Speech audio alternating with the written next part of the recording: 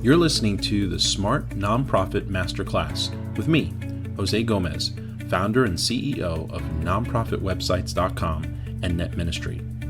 If you're a leader in a nonprofit organization who wants to reach more donors, volunteers, members, supporters, and the community that you're serving using the power of the internet, then I'm already waiting for you in today's episode. So let's get started.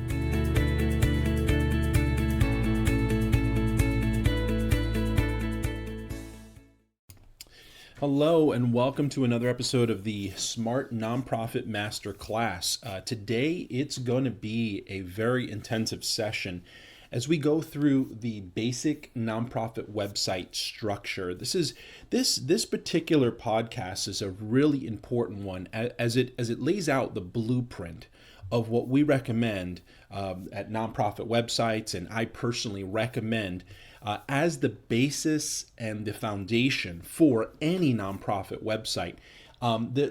There's, when we first started in internet and website design, you had companies in the 90s charging tons of money and not really knowing what was going to work.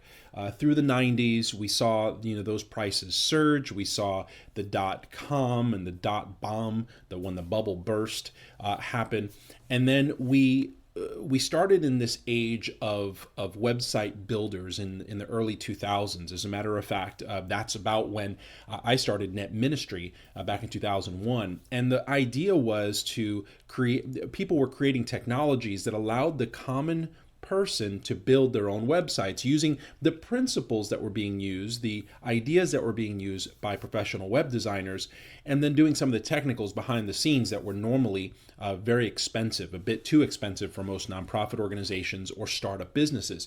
The problem that started to happen as we moved out of the 2000s and into the 2010s is that we ended up with cookie cutter websites that all look the same, because allowing users to create their own websites basically meant that we couldn't allow for a tremendous amount of customizations. It's why Net Ministry and nonprofit websites and our different brands never really offered templates. We always custom built the designs of our clients, because there's just some things you can't allow someone to do easily. They really have to be done per request. They have to be cooked on order. I mean, at the end of the day, that's really kind of the way that it is you can either do the drive-through, or you can sit down and have a dinner. And that's the way website design works as well. You can have tools. There's many tools out there these days that allow you to have a website very quickly, but customization options are going to be very limited, because in order to give you those options, they have to be able to kind of contain you a little bit.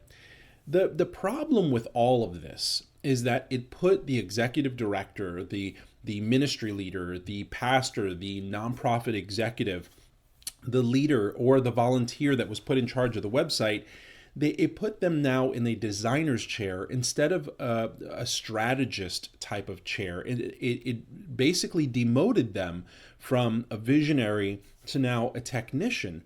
And so what we have is a lot of nonprofit leaders that are either trying to learn how to fidget around with their website, or worse, they're giving the duties of fidgeting around with the website to somebody who's a non-designer, who now has to learn it very quickly, and is probably a volunteer that won't be there in the next 6 months. So what we're seeing is a lot of fragmentation. We're seeing sites that technically have a good design but are very, very skinny in content and in substance. And so subsequently, what we're seeing is that many nonprofit websites are actually completely ineffective. And if they are effective, it's nothing near the potential of what they could be accomplishing. Some of the largest nonprofits in the world also went through their learning curve, and they went through some of these solutions and doing a lot of the same thing, giving the website to somebody, some volunteer, because they thought that it was something that anyone could do. And in reality, it's not. It's why folks like me are in this profession, because we've spent years and years learning the nuances of web design. It's a lot more than just putting a picture on a page or creating something that looks pretty. It's about creating something that really converts the traffic that comes to your website, and then it's easy to use as a promotional piece of material, as a headquarters for your online presence. And when we're talking about an online presence, we're talking about an international brand presence, which should not be left to a volunteer or somebody's son-in-law or somebody's kid who's in high school, right? So let's talk a little bit about what the perfect nonprofit website structure is. And we're going to start this journey at the sitemap. The best websites don't start in Photoshop or in Dreamweaver or in some software that a web designer would use. It doesn't start on your, friendly neighborhood web builder, subscription program. It starts really in the boardroom. It starts with a committee of people that sit down and plan the website in what we call a sitemap format, which is really nothing more than just an outline of all of the pages, the sections, and the functionality that a website is going to have once it's built. The way that I like to think about this is almost like planning a magazine. You're going to plan what sections of the magazine you're going to have, what articles you're going to be writing, what pictures you're going to need. The unique thing about a website is that you could also have media like audio and video. So there are a number of things that you can do to create this magazine, this electronic and digital magazine. And then you plan the website's homepage or the cover of the magazine last. But either way, what you want to do is you want to sit down and really plan a cohesive, a coherent website design, website map. Now, this is important to note. A lot of times what we do is we get folks who just come in with a bunch of pieces of paper or very scattered ideas about what they want their nonprofit to do. Sometimes they're brand new nonprofits and they have like 11 things they want to do and they want to put them all on the website. And that's okay, but you've got to structure your site in a way where all that information is very easily processed, easily digestible by the people visiting your website. We always recommend, one of the things I tell many nonprofits who come on board is to start the website as small as you can get away with, because you can always grow it, you can always add things to it. Start with your core services, start with a very core, very cohesive presentation that drives traffic through the presentation into the actions that you want people to take. And always think through your sitemap as you go to every stop of the sitemap, you want to ask yourself, what do I want someone to do once they're done there? So once they read the information about our organization, what options do we want to present to them? What do we want to instruct them to do after they've learned about us? Once you've created your sitemap, and there's a number of ways that you can do that. One of my favorite ways is to actually use printer paper. You take the printer paper, you write the names of every page or every section of your website that you'd like to have, and you literally just lay it out on a conference room table. And then you go back to every piece of printer paper, and then you, underneath the title of the pages, you make a bulleted list of all the stuff that you're going to need for that particular page or section of your site. And then that gives you a little bit of a packing slip to go find. So you now can divvy those things out. You can give pages to certain people or specific types of tasks, like, go take some pictures. We need these specific pictures. We need to write this specific content. That's a great way to go about doing a sitemap. And once you're all done, you want to create an outline format. So just have one person designate one person to just create an outline of everything. And it should be an indented outline. If you have sections of your website, which I highly recommend, which basically just means that there's pieces of your website that are the major parts, and then you have pages inside of those parts. So for example, you could have an About Us section, and that About Us section might have a page for your history and mission and vision, maybe another page for your staff, maybe another page for your board of directors, maybe another page for just pictures of, random pictures of things that you've done. So think about that. Think about ways to section your website. You might have 4 or 5 different sections, and then within those sections have pages that individually represent or collectively represent those sections. The next section of your website that you should pay attention to is what I call the impact of who you are. This is a section that should really tell the story. It should talk about your vision. It should talk about what the problem is that you're solving and what you're doing, what your prescription to the world is for solving that particular problem.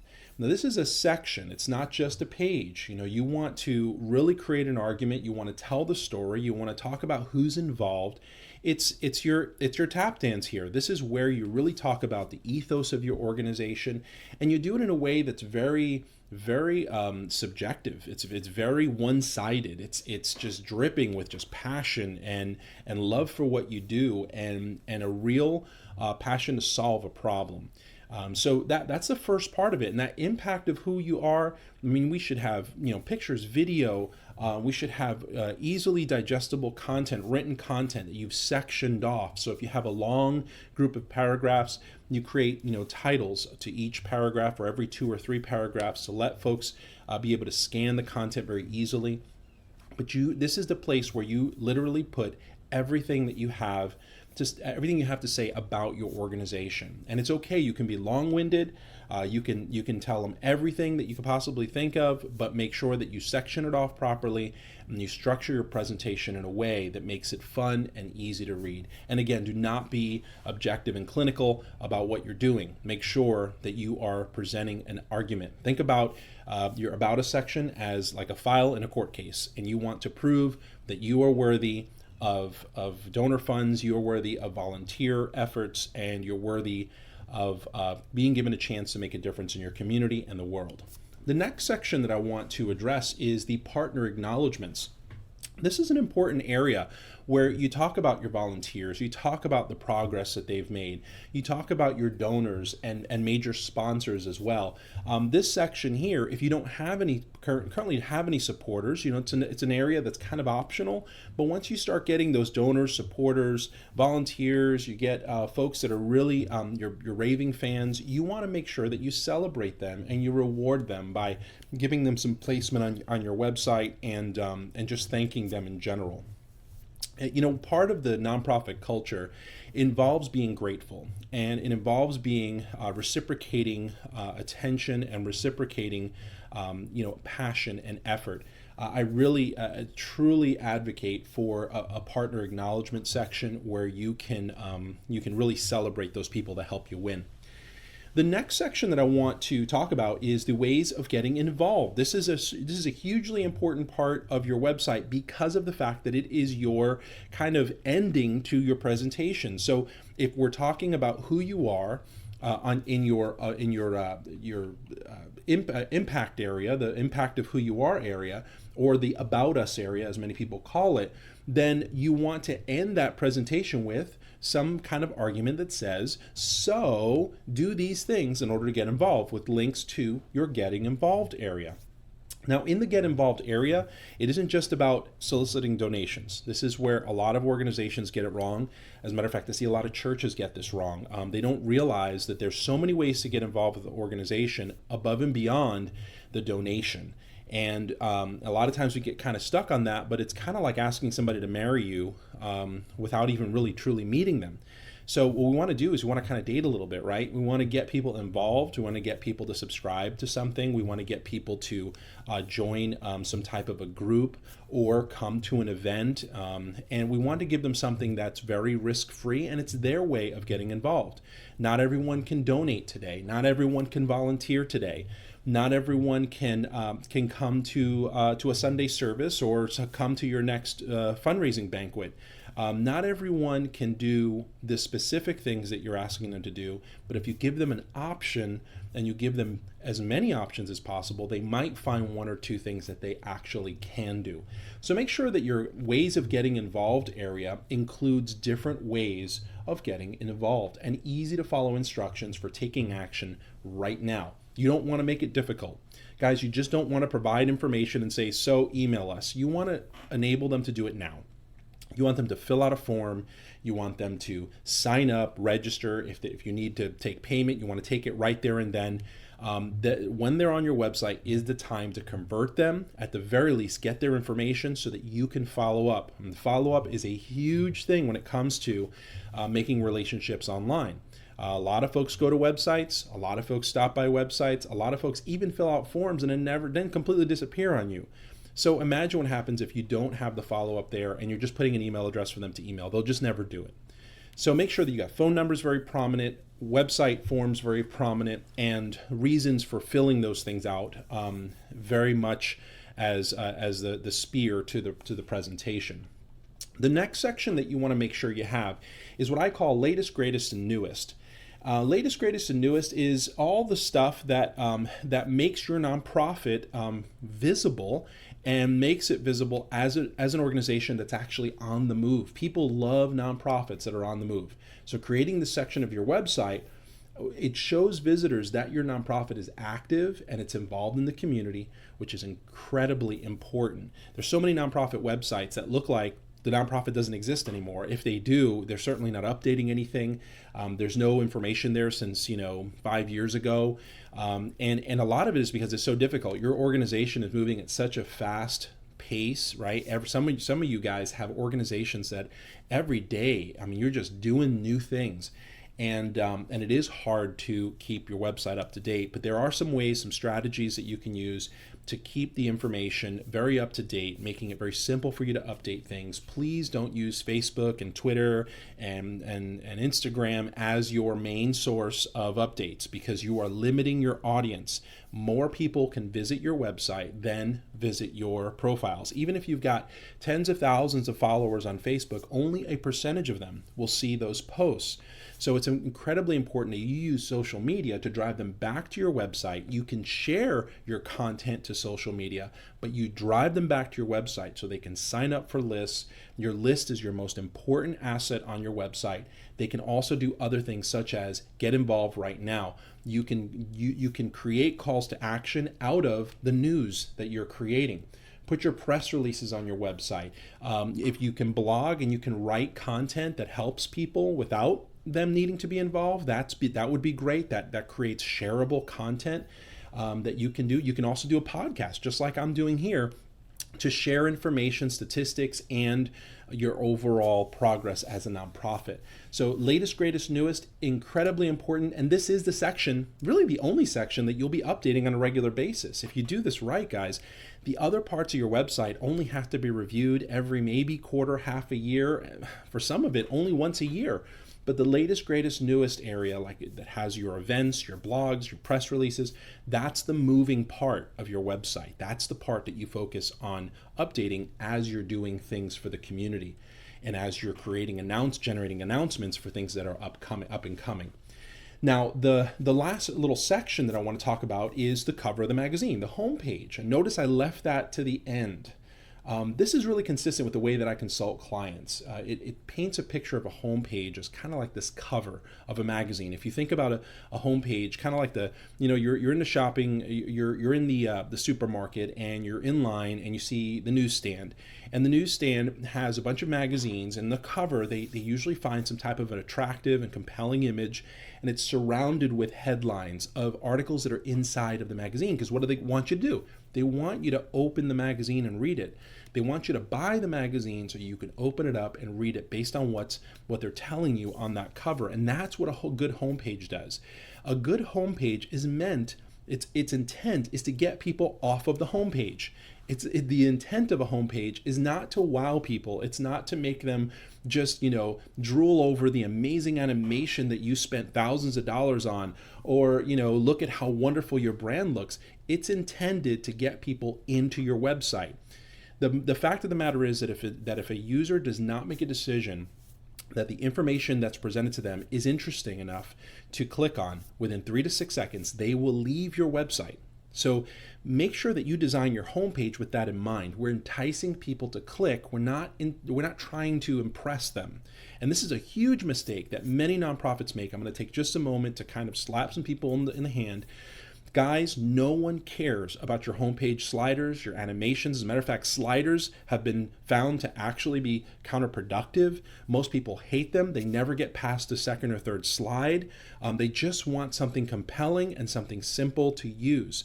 Not executive director, I want you to hear me clearly, because your staff just doesn't have the heart to tell you. No one cares how big the logo is. No one cares about using this specific image or this specific way of doing things. What we're looking for is something that's going to be simple and drive people into your website It's going to make it easy for people, for supporters, for prospective supporters, right, to find the information they need very quickly. And I cannot emphasize this enough. I spend so much time with all the clients that we have. We spend so much time justifying why they should just forget the thing that they're trying to do that really means nothing to their success. It's just simply, honestly, it's for ego. It's for their own, internal justifications, and no one else will care. And so I want to encourage you to listen to me here. Focus on the things that are going to get people to click, not the people that are going to be impressed, not that people are going to be impressed with. If you follow my formula well, what you end up with is, one, a powerful impact statement, which is a combination of words and images that in 3 to 6 seconds, right above the fold, tells somebody why they're there and why they should care. The second part is clearly accessible contact information. They should be able to get to your contact information very clearly and easily. Number 3 is strong summary content leading to the internal website content. So we want to get them there. We don't want them to stay on the homepage or leave. And then 4, clear calls to action that you can see by standing 10 feet away from your screen. So you need to have clear calls to action, clear things that people can do once they're compelled, once they're sold on what you're trying to get done. You need clear ways to do that they could do it right now. And you need to be able to walk away from your monitor 10 feet back and be able to see clearly where the calls to actions are. That's the test that I give you. And that actually is an old Google test. They used to recommend that quite a bit. So take note that unless the purpose of your nonprofit is to provide specific technological functionality, your homepage should be directing people into the content and entryways to involvement. But if your nonprofit website is designed to provide technical services such as directories and information, software tools, or specialized applications, you should have hooks to that technology right from your homepage, enabling visitors to find them easily and use them. A few other things that you want to have, just items that you want to have. First of all, you want to set up your email update mechanisms right away. Now, newsletters are dead, so stop calling them newsletters. Nobody wants to sign up for another newsletter. Create an email update or email alert type of thing that you to give to the people who subscribe. Create a good reason for them to subscribe. Tips and advice and stats and progress alerts, action alerts. If you're if you're driven by a cause, the alerts about the cause and how things are going. And if you're in an environmental organization, you want to maybe have an alert system about things that are happening with environmental policy. Those are the types of things that people want to subscribe to. They don't want another newsletter. So set up your systems and create something that's compelling. For example, if you're a church and you're creating weekly content, why not email out every single week your sermon notes? That's great content. And that could be your weekly email. So you subscribe to get the notes from the sermon. This is really simple stuff, guys. Create something that really creates value for the people. This is not about sending them email solicitations and requests for donations and pleas for help.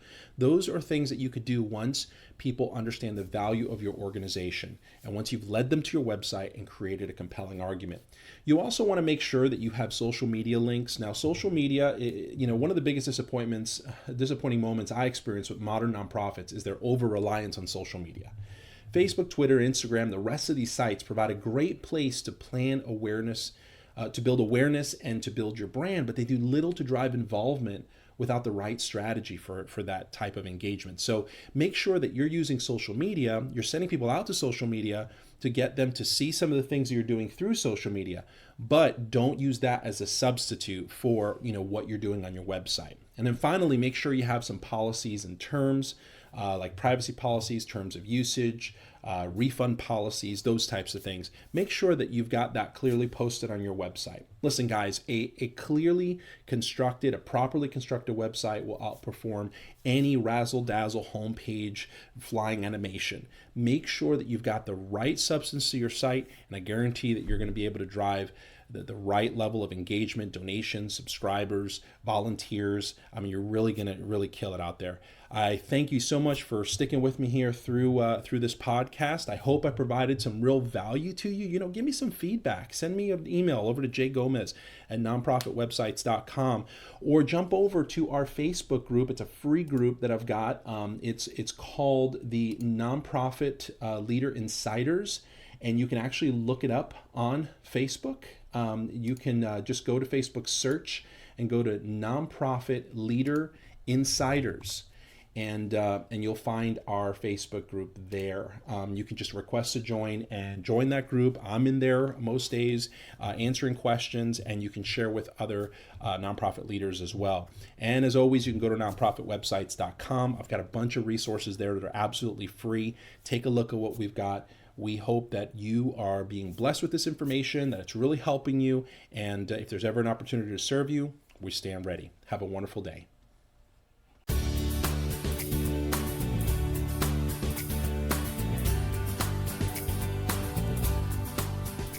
Hey, thanks for tuning into today's episode of the Smart Nonprofit Masterclass. It's been a great episode, and I hope that it challenged you in some way and provided you with some tools to build, advance, and market your nonprofit. But before you go on your day, I want to tell you about a free resource. Are you the nonprofit leader who wants to raise money for your cause, get the message out, inspire and engage your board, increase the influence of your organization? Maybe you want to attract talented staff and volunteers, or keep your supporters better informed about your wins. Maybe you even want to just establish a great reputation in your service area and in your industry. But you find that you lack the funding you need, you don't really know where to go next. Maybe you're even scared of running out of money and resources before your mission is successful. Well, we completely understand your fight and how important your mission is to this world. We've worked with over 60,000 nonprofits around the world for the last 15 years, learning about how to build, advance, and market their organizations using the internet. We have a proven success formula that we've put together, and it helps organizations accomplish their mission, get more funding, find the right donors and volunteers, and ultimately get their message out around the world about what they're doing, so they don't have to shut down, suffer from insufficient funding, attract unreliable people, or ultimately fail their mission.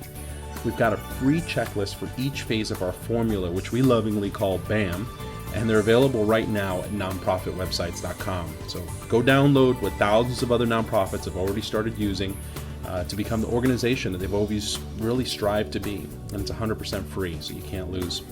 Anyway, thank you for listening, and have a wonderful rest of your day. See you next time.